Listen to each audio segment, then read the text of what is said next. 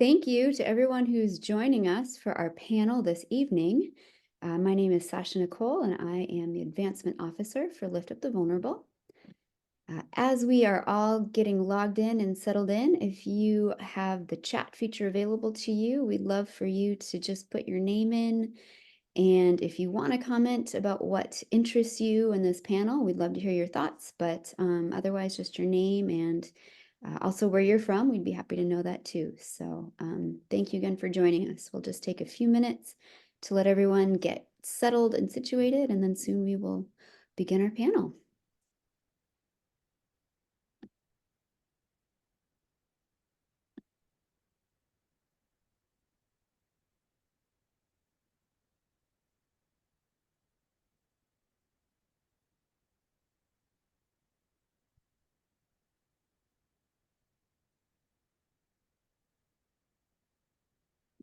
Hi, Erin. Great to have you. Hey, John and Diane. It's good to see that you guys made it.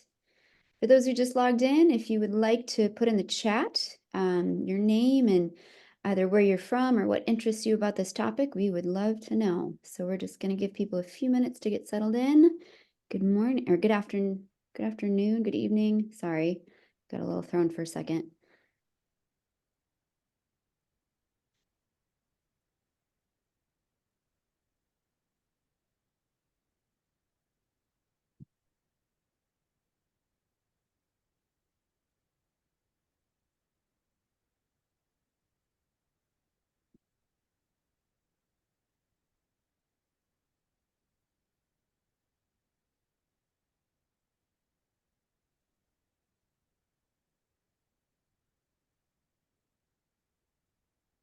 All right, we'll just give it a couple more minutes.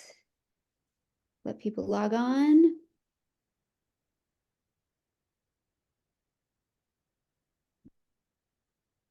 Thanks, Renee. Glad to see you. Helen, good to see you. Paul, glad you could make it.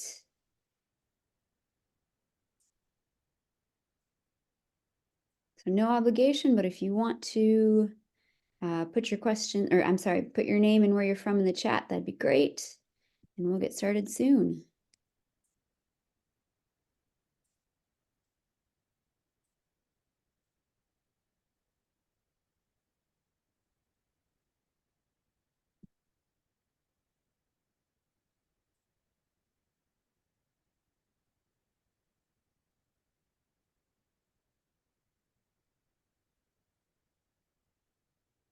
Wonderful. Thank you all for being here.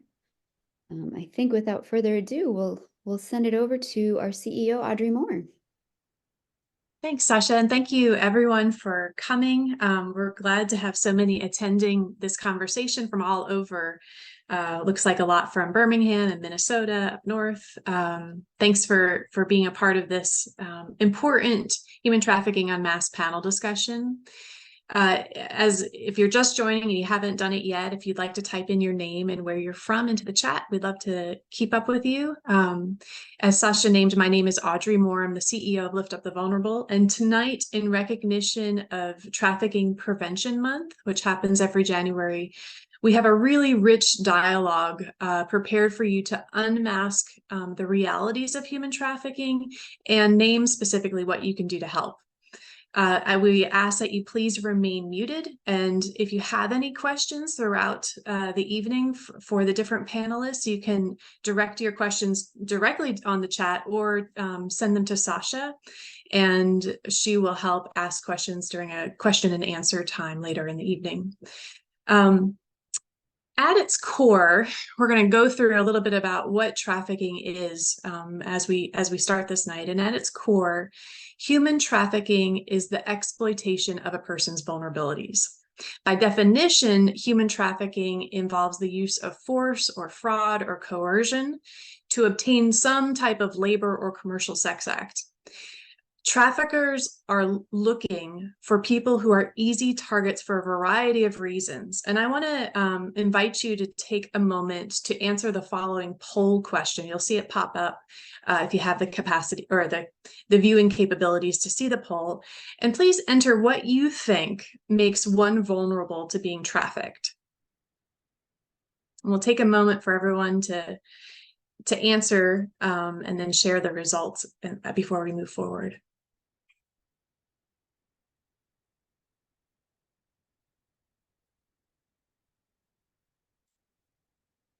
The answers are coming in. I see them as they grow. Good idea so far. We'll just take a couple more seconds.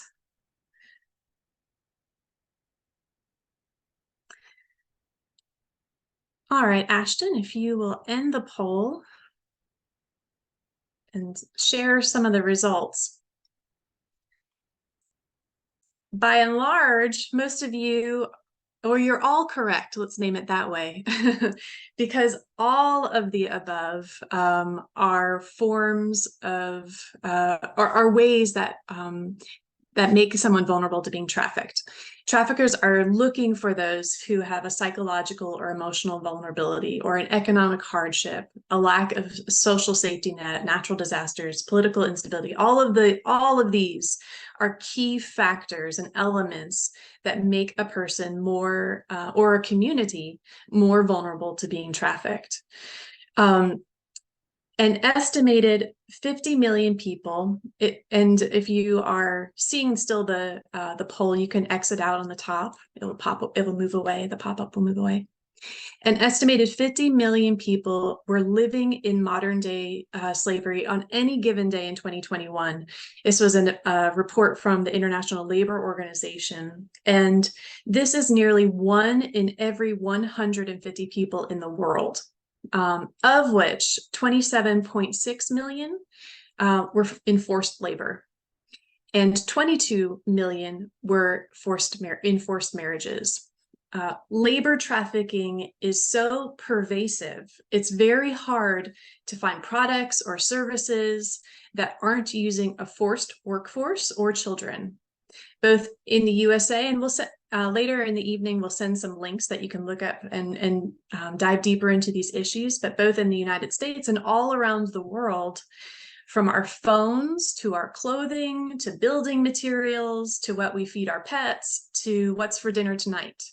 As consumers demand cheaper and quicker materials, exploitation becomes more and more the norm.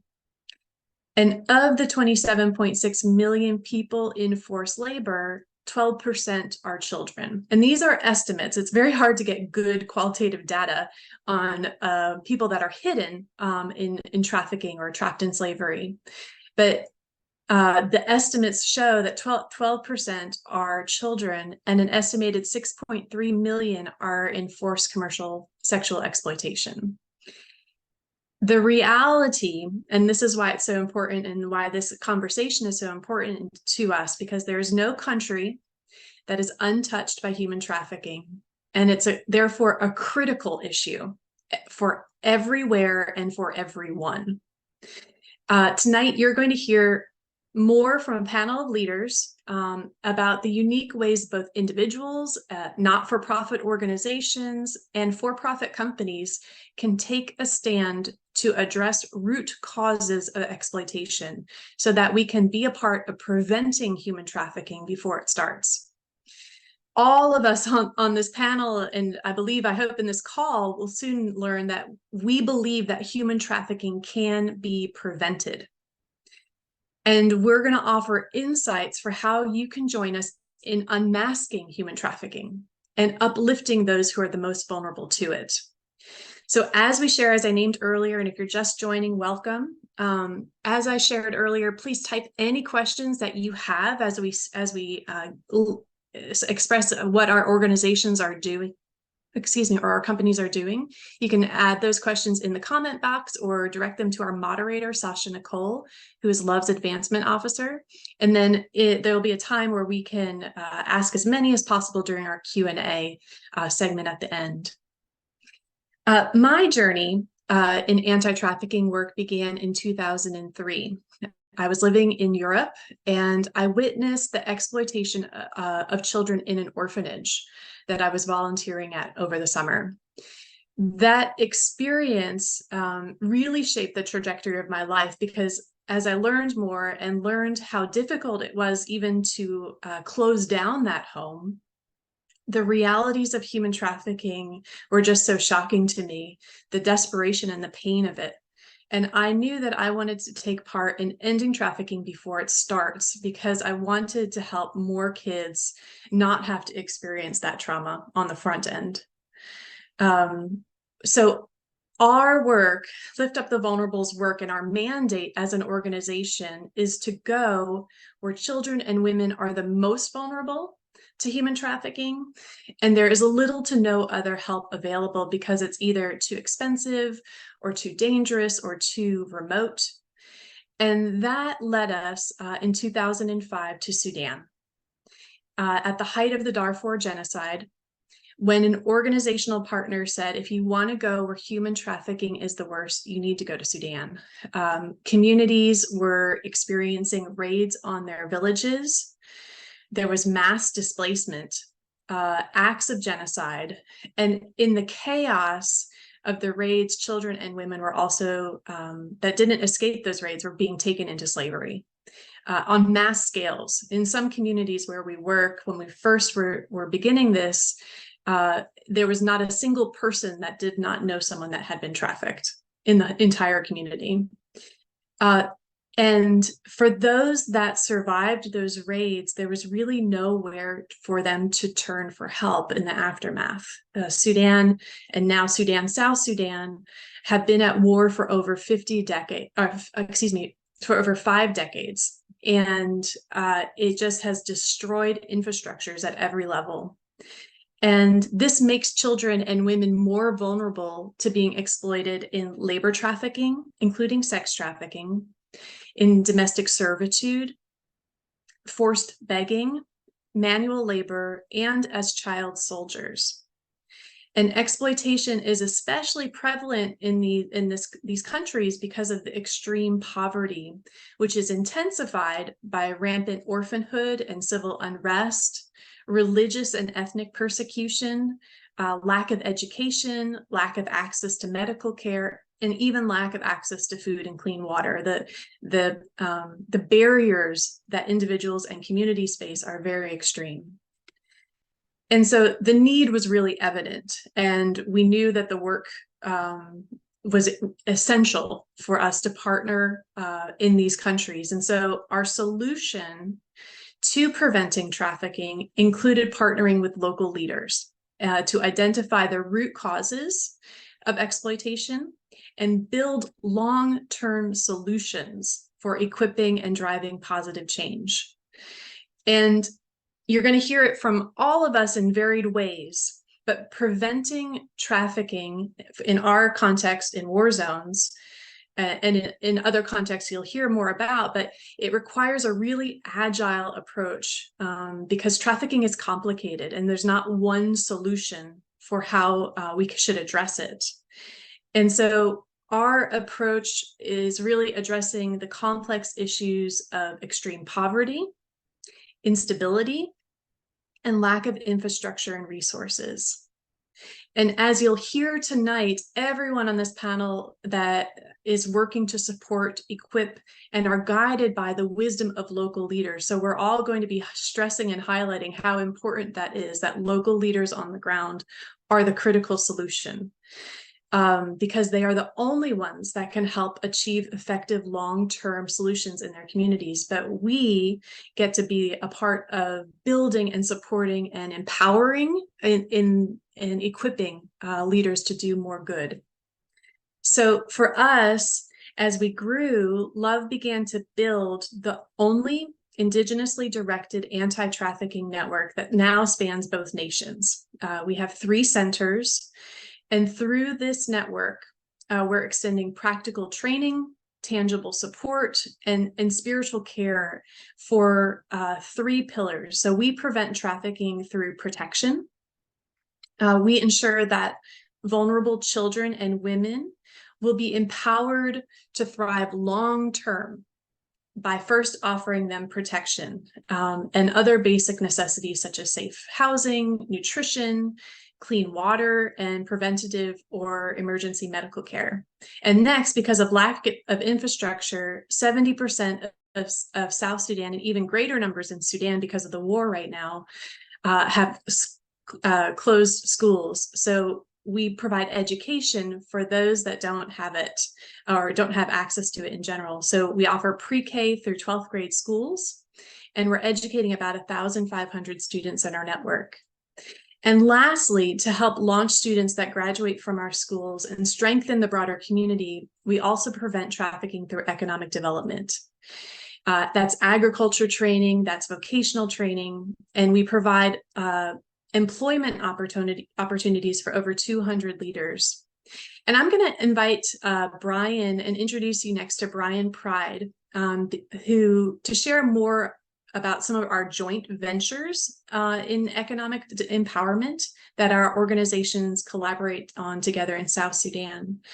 And Brian Pride is currently works as the Technical Programs Director of Global Impact for Rise Against Hunger, US. In his role at Rise Against Hunger, Brian works with in-country partners like our leaders at Hope for South Sudan to design and implement food security projects that foster capacity building and locally led development. In his work, Brian is intentional about approaching international development differently. His approach is farmer first and focuses on the importance of preserving indigenous crops and integrating nutrition and conservation agriculture so all communities are empowered to achieve food security. Using knowledge as the vehicle to create behavior change, Brian is passionate about designating and facilitating interactive training that make information about agriculture and nutrition relatable and easy to apply in day-to-day activities.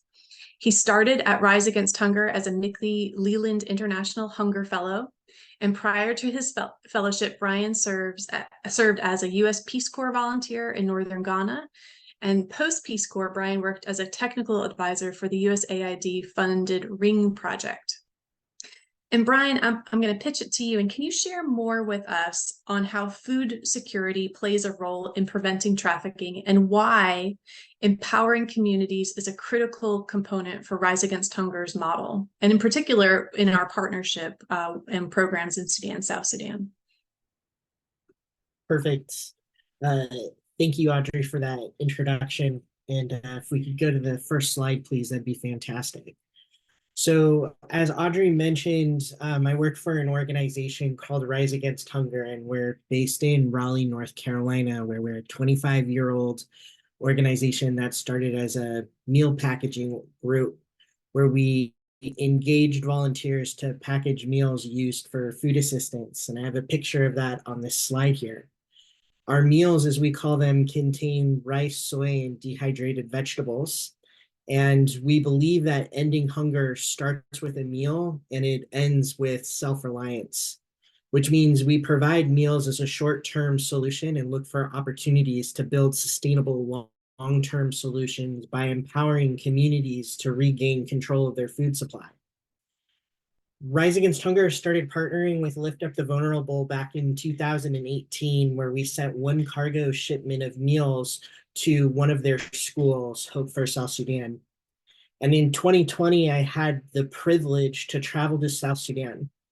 And in that first visit, I was able to visit the school, and there were no agriculture activities taking place on campus. And at that time, the school imported about 100% of the food either from Kenya, or they relied solely on food assistance from Rise Against Hunger. During that visit, I learned that it was heavily believed that farming was not possible. It was believed that the soil in South Sudan was not fertile. And many of the people in South Sudan believed that South Sudan will forever and always be reliant on food assistance. The dependency on food assistance means that food security is not possible. And I get this question a lot. What exactly is food security? And so the best way that I define it is I say it's the consistent access to nutritiously available foods that are affordable. And these are the four pillars that actually create food security. availability, access, nutritious, and consistent or stable access. And the removal of any of one of those items creates food insecurity. And in one of my visits in 2022 to South Sudan, we had the opportunity to meet with the governor of Torit, which was the city just near the school. And it was in that meeting that the governor said to us that South Sudan is consumed by conflict. And he spoke of how conflict in South Sudan actually starts in people's stomachs. And the governor's words spoke volumes of to how people are fighting in South Sudan due to the lack of food security within the country.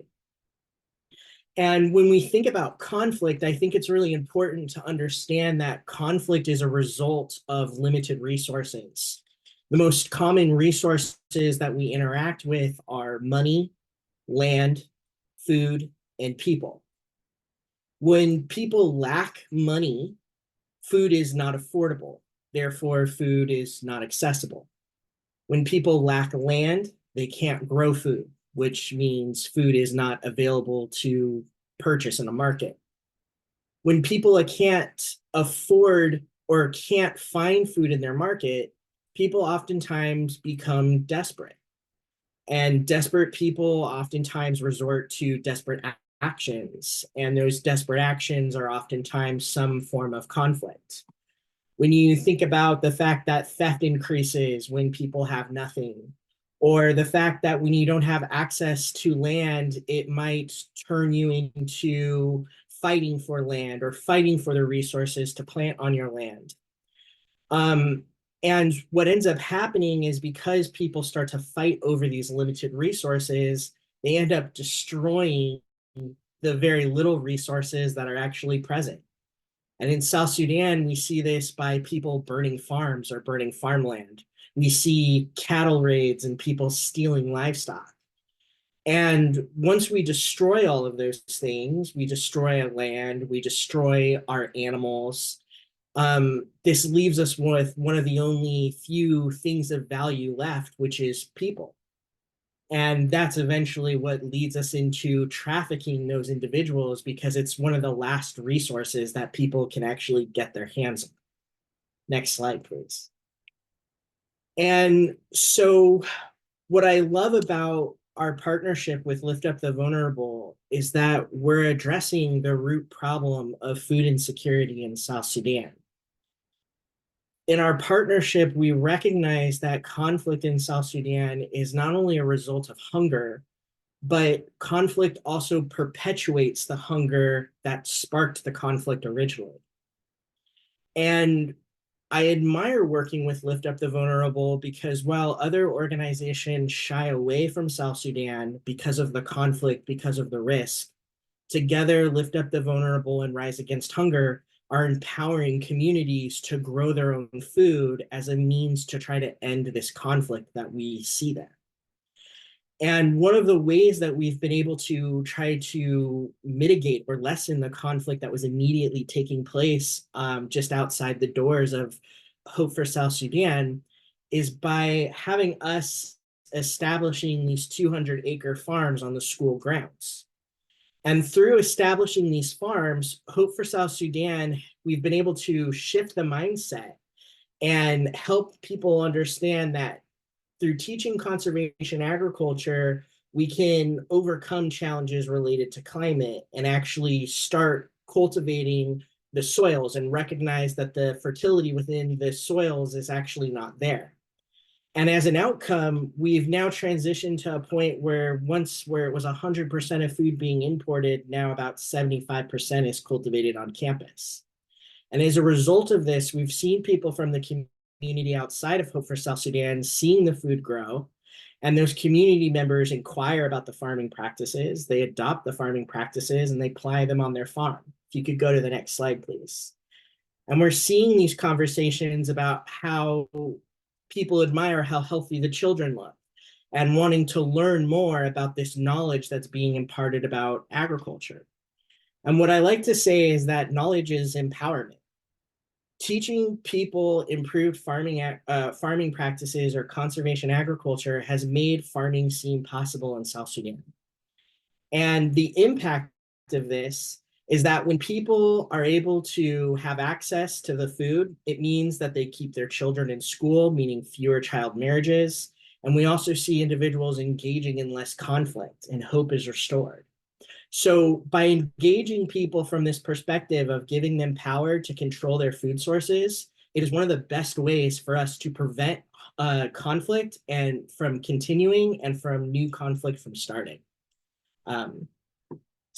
Passing it back to you, Audrey. Thank you so much, Brian. That's really helpful.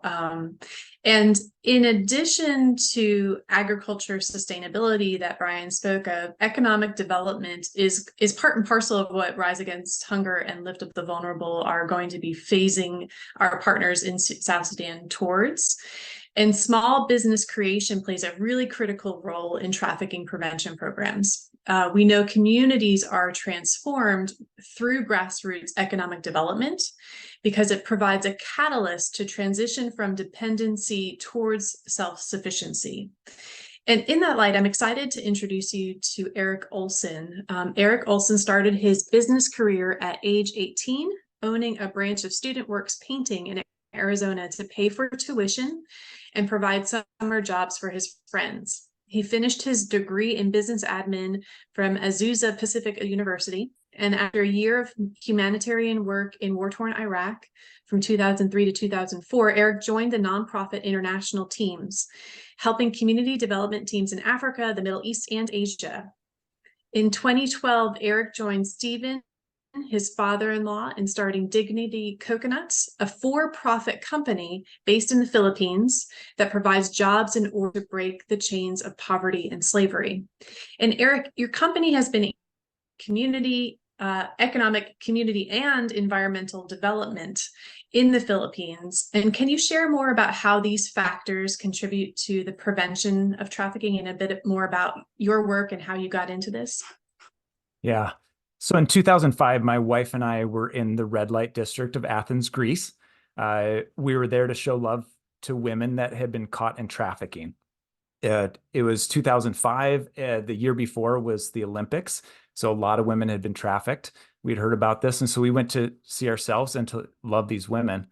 And we started by listening to their stories. And I'll never forget meeting Rachel. To everybody else driving by that night, they probably would have thought this woman is here by choice, maybe kind of the pretty woman story. She had fancy clothes, fancy purse, fancy makeup. But my wife and I asked her more of her story over biscuits and coffee. And her story was everything but that kind of story. She came from a poor rural area of Nigeria, a large family, and they had food insecurity, like Brian's talking about.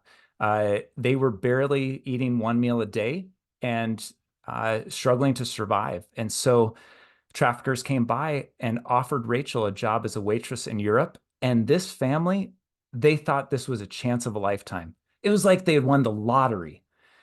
Actually, the whole village kind of hailed her as this hero that was going to go to Europe, make money, send it back to the family, and that was going to bring economic development. Well, her story, like millions of others, is that she gets to Greece, she's raped, her passport is stolen, and she's told if she doesn't pay back this contract that she signed in a language she didn't understand, by selling her body, that she would be put in jail for the next decade. And unfortunately, that would have happened. And it was there that I started realizing there's a lot more to trafficking than what I see on the surface, and beyond what we often see in movies, the Taken movies, or the even Sound of Freedom kind of is old stereotypes. Well, fast forward, we were doing missions work in rural areas of the Philippines, and we had built an orphanage, a high school. We were really thinking that education is really the key, and it often is a key. But I met a farmer, and I happened to ask him, "Hey, what are your biggest hopes and dreams for your life?" I thought he would talk about a home that could withstand a typhoon because he had one of those palm branch nipa huts, we call them. And but he didn't. We thought he would talk about education for his kids because that's really important. But he looked at me and he said, my hope is that my debt is not passed on to my children. I just thought, I think of things I'm going to pass on to my kids, my values, maybe inheritance, things like that. I'd never thought that somebody could pass on a debt, and that's got to feel so terrible. And this, what we, you can go to the next slide. What we found was that farmers were being exploited. That these farmers, they were being offered predatory loans from the buyers of their coconuts. And because of that, and because of the pricing, the corruption of pricing that kept them deeper and deeper into debt and poverty, they had no options. And so the only thing they could do is they would sometimes hear of a story of a neighbor who their daughter had gone to the big city or to another country in the Arabian Peninsula to go work, and they were making money. That was the only part that they heard. What they didn't hear is all the hardship, because again, that's not going to be told. When that girl comes back, even if it is really bad, she's not going to share that. And so they don't hear those stories. And like Audrey said, these are easy targets. And so at best, it's labor trafficking, where people are overworked and abused. And at worst, it's sex trafficking. And we realized that this economic problem needs an economic solution. So we built a business with the heart of a nonprofit called Dignity Coconuts. And we make raw coconut oil that stops trafficking. So you can go to the next slide. So our goals is we want to help the farmers first. And so we want to help them get fair trade for their coconuts and get a good price. We also want to create jobs in the area so that there is an opportunity for people to work in the community that they live in. And the other goal is that we want to empower them with education, like financial literacy, health hygiene, intercropping, income generating activities, other community development projects like clean water and character training. Next slide. Why? It's because this keeps families together, and it restores their dignity. I'll never forget the first time we had our workers sign the lids of the jars that were being made that day. It was a group of women. They just started giggling, and I was saying, "What's going on?" I was trying to for many of them, we had to teach them how to write their name because they were illiterate. And finally, they said, "Well, we just can't believe that us poor Filipinos would make the best jar of coconut oil on earth, and some family on the other side of the world would get to enjoy it."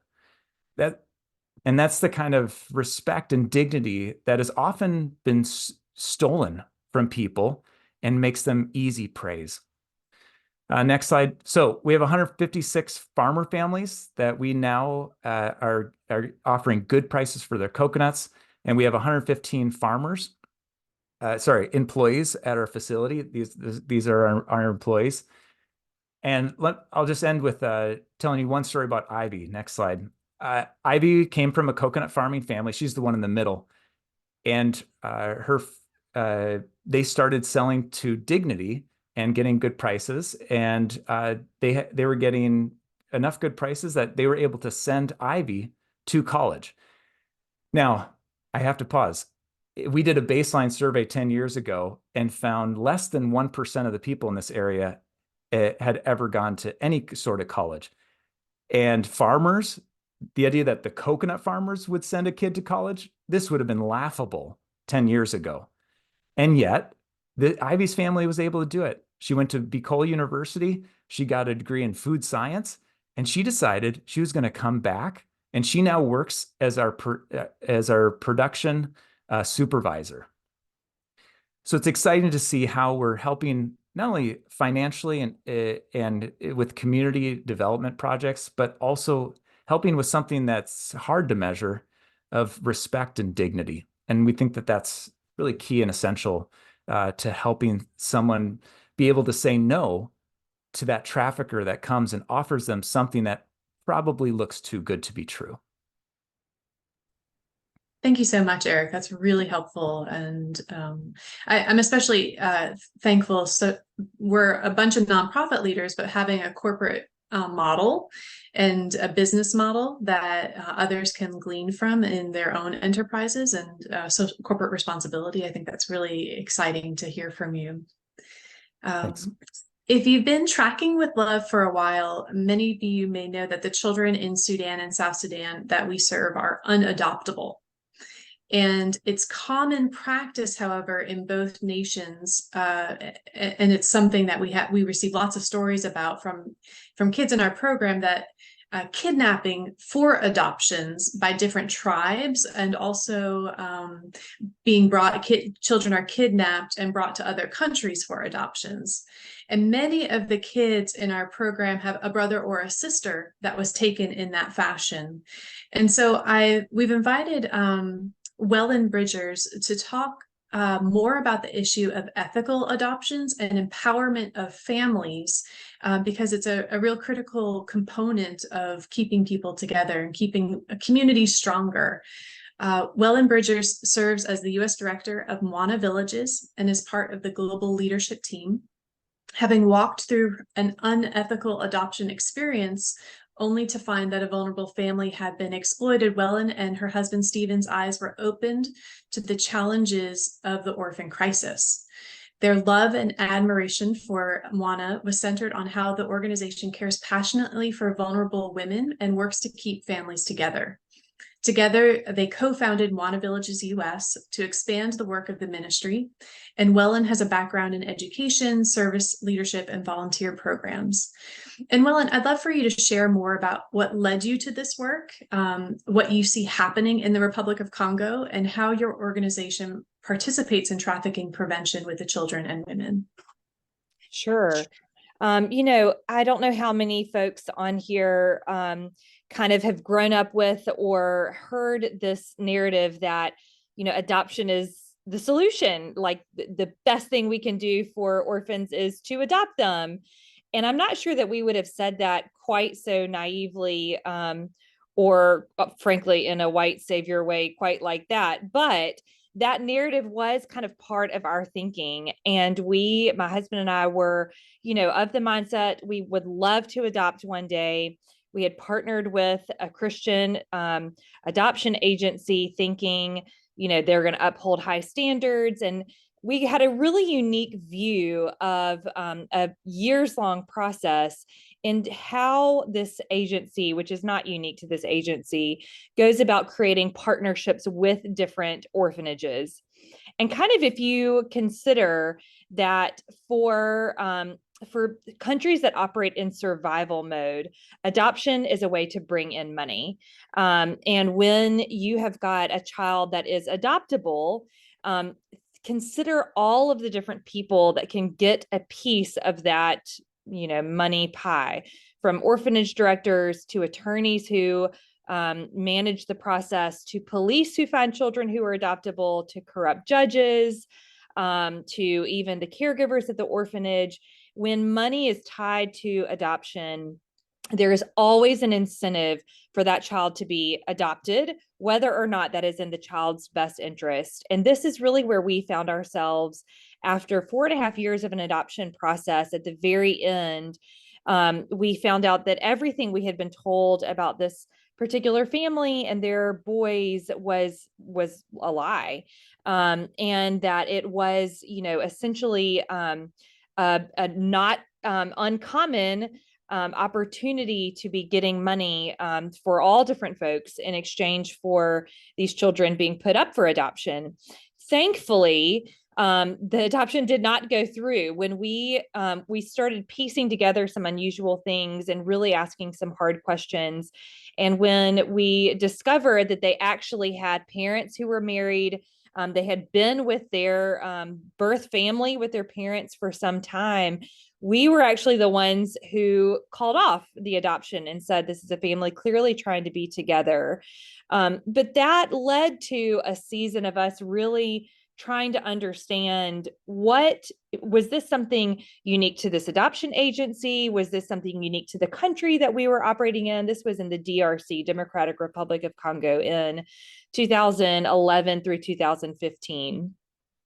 And what we really learned was it's not unique. This is sort of the landscape of international adoption, unfortunately. And I'm speaking broadly. I certainly do not mean that every international adoption is unethical, but there are patterns that can be identified, and especially when there's an exchange of money. And so when we were really looking for a place that was doing it differently, and what struck us the most throughout our process was that while we had, it was difficult what we had gone through, to the thought that there was a vulnerable family on the other end of it whose children could have been taken away from them was just excruciating. And so really wanting to find, are there places that are trying to keep families together and are doing that work of family preservation or reunification? You can go to the next slide. It shows a photo of us at Moana Villages. And these are our children, our youngest two children, Layla and Daniel, who, as we got to know the story and how this organization makes decisions, adoption was the best option for them to have permanency in a family. But what we saw with Moana is that the priority was always on family reunification and family preservation. And when adoption was necessary, there was zero financial gain. So there was never a financial incentive for a child to be adopted over being reunified with their family. If you'll go to the next slide, I wanted to share a story. This is Deborah and her daughter, Sherida. And Deborah came to the Moana Refuge, is what we call it. She was very, very in poor health, was very malnourished, had been prostituting herself. Her daughter was only a few weeks old, was not doing well at all. And she came to leave her baby. And which for her was an act of love and protection for her child, that she thought, okay, this is a place where my child can be taken care of. Well, we have learned that truly all around the world, and certainly in Congo, the Republic of Congo, where we operate, many places would see that as an opportunity to have what is a commodity, a young baby that can be trafficked through straight trafficking schemes, through illegal adoption schemes. But instead, Moana said, no, come in, the both of you. We will care for your medical needs. We will care for your physical needs. Provided her with a job, and they live independently now as a family. And so the opportunity to provide stability to vulnerable women, to first say, how can we keep this family together? Or how can we find family? Oftentimes we have children that come into our care, and our Congolese team will find grandparents or an aunt or an uncle or a teenage sister who it can be independent and can raise the child. And that's what we mean when we talk about ethical adoption, that keeping family together first is the priority, and adoption only when needed.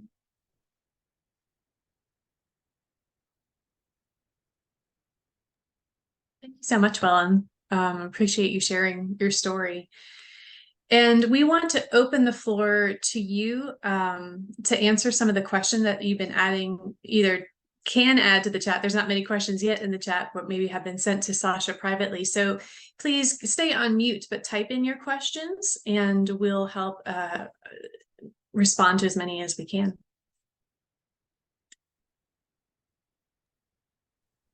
So we have one question here. Let me just pull it up. Let's see, where did that go? All right, this one is, I think it'd be a good one to direct to Audrey. And the question is, in what ways are these organizations on the panel tonight, how are you all working together? That's a great question. So as we all know, human trafficking is really complex, and it's going to require a whole bunch of people, individuals, each of you, organizations, programs, companies, churches, and faith entities, faith communities, all of us working together. And so for Lift Up the Vulnerable, that's kind of the heartbeat of what we want to see grow in our own organization and the way that we network, but also through this panel by bringing this unique group of leaders to the table. And so that's the above and beyond. That's why we're all together tonight, just to raise awareness, because we're all needed. All these different ways of addressing trafficking are needed. You're needed to join us. LUV and Rise Against Hunger have a really unique collaborative partnership, and we're working on a special project in Sudan, South Sudan. Wellen and I happen to be both members of something called the Global Anti-Trafficking Birmingham Alliance, and we're working in our state, in our community, to raise awareness on the issue of human trafficking and work with other nonprofit leaders, anti-trafficking leaders. And Eric's organization has a lot of shared values, and we really want to celebrate and uplift, businesses that are taking a stand in this way. So those are tonight is the maybe once and for all we'll be together, but we're honored to be able to celebrate these voices so that you can hear lots of different perspectives for how human trafficking prevention is possible, because all of these facets are critical components to a very complex issue. Excellent. We have another one. This one is for Wellen. They wanted to know what resources are available to learn more about ethical adoptions. Yeah, that's a great question. And often we'll speak with families who are interested in adoption, and sometimes hearing stories like ours can make you a bit nervous. And so I'd say first and foremost, the awareness that that adoption is a solemn and serious occasion, and so to go into it with that sense of a sober approach, to ask very, very hard questions, to insist on transparent answers. One of the resources that has been put together that I really like is from the Archibald Project. They are an organization that promotes ethical orphan care both domestically and internationally. And they have on their website a list of questions that families can ask if they're considering adoption to an adoption agency. And I think you guys can share that in the chat. But I think conversations with other families, looking for organizations that are prioritizing what we spoke about, the reunification, preservation, adoption only when needed, is really important. Thank you. Let's see, I have one more. Oh, Eric, if people want to buy some coconut products, where can they go? All right. Yeah. So we make really the best coconut oil on earth. It's great for cooking, baking, or for skin moisturizer, hair, things like that. You can find us we're in about 1,000 stores across the US. You can go to our store locator, or you can find us at dignitycoconuts.com or on Amazon. And we also have a few other things like lip balms made with our coconut oil, and some dry brushes and other beauty kits. Yeah. So we'd love for you to try our products. We'd love for you to share with your friends. Most of our growth has just happened by word of mouth. So that's how we got up to 156 farmer families. And we'd love to grow that number, as well as think of the people that you follow on podcasts or influencers. We'd love for you to suggest us to them. Excellent. We have another question on a very similar vein as this, which is there a list of businesses like Eric's that are dedicated to fair trade practices and economic development of communities that are vulnerable to trafficking? You want me to take that one? Feel free. I have a thought too, but you go first. There's a few different networks, but I don't have a good list where there's just one. Do you, Sasha? Well, I was going to say the Fair Trade Federation. I mean, they have a list right there of all the fair trade products. They Yeah. might not explicitly be anti-trafficking focused, but by extension they are, because they're providing fair exchange. Mm-hmm. We're going to be sending out an email after this conversation with some links to learn more, and including is where you can learn more about how to shop wisely and be an informed consumer. So stay tuned and reach out to us if you have any more questions. Great. We have another one. How is human trafficking different from migrant smuggling?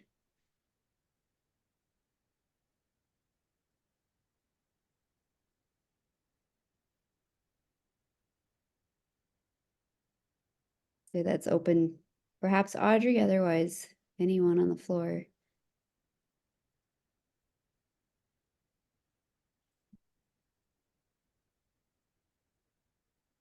So great. So migrant smuggling is, I'm going to read the definition for you, is the procurement in order to obtain directly or indirectly a financial or other material benefit of the legal entry of a person into a state. Smuggling is they're very often linked.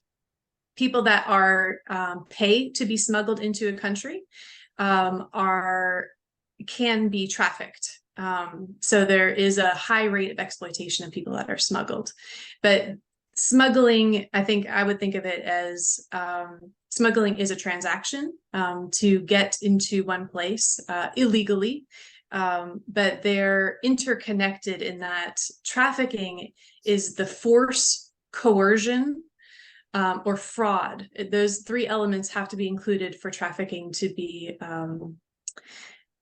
named. So there's force, coercion, or fraud, and so that's where the gray lines are. But by and large, smuggling is more so the movement of a person to another place.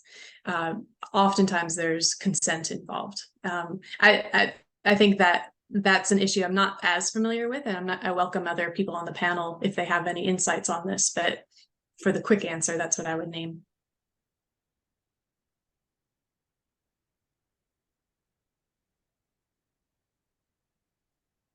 Are there any organizations addressing the trafficking activities resulting from illegal immigration? Oops, sorry, it just went up on the illegal immigration crisis in the US.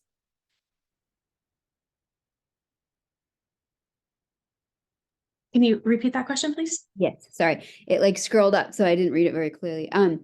Are there any organizations addressing the trafficking activities resulting from the illegal immigration crisis in the US? So are there organizations that are like addressing the crisis of illegal immigration coming into the US, but trafficking that results from that? I don't have any offhand that I can think of other than maybe Preemptive Love Coalition, I think is one. I think they do some work. But certainly they're Wellen or Eric or Brian, I'm not sure this is our area of expertise per se. But do you know of any entities that are organizations that are doing work in those areas? Not that I can name, no. Yeah. If anyone has questions, maybe more toward our specialty, that would be great. Pretty focused internationally over here. Yeah. I have another one. Oh, I have two that are linked, so I think I'll read them together. So the first is, what are the next steps in LUV Rise Against Hunger's work to build sustainable agriculture in Sudan? Are there any broader long-term goals than sustainable food at the orphanages, like community education or something else? And then the secondary question that links is, what are the major limitations for continued growth of the agriculture initiative in South Sudan? Land acquisition, land ownership, for example. Yeah, I'm more than happy to jump in on this one. And Sasha, maybe I'm gonna need the first one again, but I'm gonna respond to the second one. I'm gonna message you that my battery is about to die, so I have to go get my charger. So I'm gonna send you that and then let you. Yeah, So first I'll speak about our current activities in South Sudan. One of the great things and what I've really loved about the sense of community in South Sudan is that, you know, a significant amount of the population in South Sudan was lost during the conflict between that created South Sudan as a country. And because of that loss of so many, you know, women, children, husbands, um, there's a very strong ownership of the children that are at these schools that Lift Up the Vulnerable is assisting with creating a network.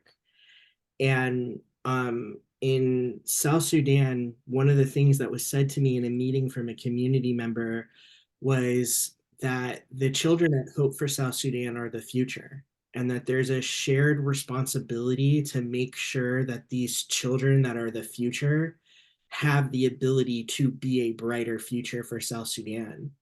And because of that, there is this agreement about the land that Hope for South Sudan is sitting on. And they have about 500 acres of land that is owned by them, and that they're working on cultivating and expanding the farm for. And to me, this is one of the most beautiful things that you can have, because at the very root of agriculture is actually community, right? It requires people to have respect for the boundaries of your farmland, or you know, a shared investment of understanding why agriculture is so important. And you don't have that everywhere, because land disputes are oftentimes one of the things that creates conflict. And so what our plan is at Hope for South Sudan is, right now we've really started working on building the knowledge and helping people understand about the importance of conservation agriculture. And our goal is to work with Hope for South Sudan in a way so they can continue to sustain themselves using seed saving practices, learning how to generate income from surplus crop sales so that they can continue to make a return investment on these agriculture activities. And that's what we're really trying to do in order to create sustainability. And then I'm seeing this other question about the next step, or right, our long-term goals on this is just to make sure that they can be sustainable, and then also working with the community members that are outside of the school itself to also be able to take these practices of conservation agriculture and cultivate their own crops, because having that community buy-in and making sure that the community isn't feeling left behind as a school advances in providing food and having access to food where they're food insecure, that's really important to also help maintain peace and prevent conflict from continuing to expand. Excellent. We do have a few more questions, but just for the sake of time, I think I'm going to just close with this one. Somebody asked, what can I do to help? And that is the question of the evening. And I want to start by thanking everyone for being a part of this conversation. I hope, as you heard, trafficking prevention is possible, and even we don't have all the answers, and that's why everybody invited to the table to collaborate and to be a part of, you know, migrant trafficking and migrant smuggling, and work in the Congo, and work in the Philippines, and all of the areas were all needed.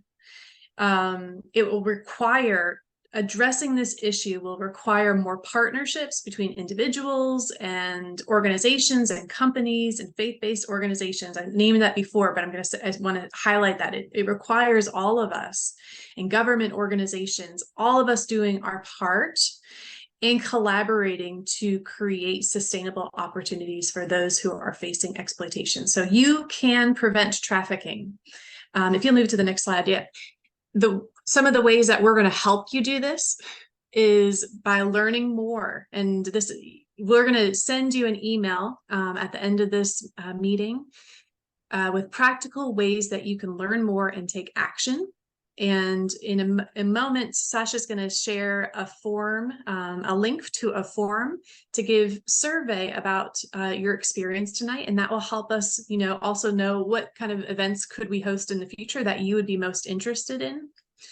Another way that you can prevent trafficking is shopping ethically, finding dignity coconuts. And Eric, if you want to drop your website into the link, that would be great too. But also, you heard, shop on Amazon or in your favorite stores, find them in your store. So economic empowerment is critical. And as consumers, asking questions and investigating about supply chains and where goods are coming from, and demanding better from the companies that we prefer and purchase from is part of the step for how you can prevent human trafficking. Taking that action to learn more, to investigate, to go deeper into the rabbit hole and understand who you're buying from, and again, demanding more from those companies that you want to buy from. So those things will help dismantle systems of exploitation. If we continue to shed lights, this will be a critical next step. Loving your neighbor.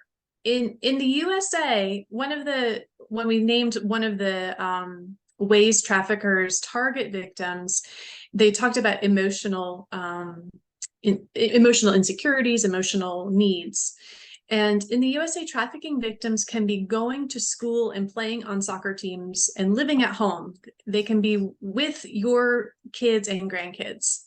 And so looking out for those who are loners or who have no friends or who come from fragile homes, everyone that engages with kids can think and identify who maybe is struggling or who maybe is a loner and may not have community support. So finding ways to be a friend, a mentor, or a lifeline to a young adult is who needs it most is one way that you can love your neighbor and take an active stand. Another way is remembering that your neighbor is also not just in your town, but we are part of a global community. All of us have spoken about the global work that we are doing, and that's critical in supporting one another. Everyone on this panel has devoted our careers and more so more of our lives to serving the vulnerable overseas, because the needs are really great and the systems of support are not widely available. So we want to invite you to participate globally too. Our neighbors are further away as well. And one way that we're going to share about in the upcoming email is in February, Lift Up the Vulnerable honors something called the Month of Love in honor of International Day of Love, or Valentine's Day. We've adopted the whole month to celebrate love's work. And we've made it our tradition to name and appreciate and value the compassionate love that can take root through each of us to those who are most vulnerable. And as you may have seen in the news, it's hard to find news about it, but Sudan is in one of the worst wars that's taking place in our world today. There have been over 12,000 lives lost. 7 million people are internally displaced.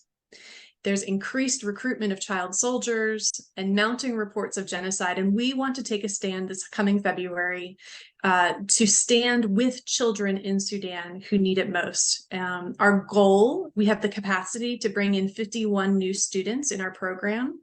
And the leaders on the ground want to first identify kids in a village that's nearby where the warfare has been the worst, and these kids have lost their families.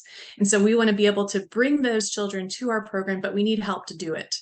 So you'll be receiving an email, and I believe Sasha will be sharing a link in the text also to that campaign to offer safety and support for a child in Sudan. Costs $2,500 annually, or $208 a month, $48 a week, $6 a day. What can you offer to help kids in Sudan is one way that you can participate in taking action. We really appreciate your partnership, your participation. Thank you for joining us this evening. Please do take time to fill in the survey. And all of us on this panel, I know, would be welcome any further questions from you. So feel free to reach out to us directly. And we thank you for being a part of this important conversation and taking action to end trafficking. Have a good night.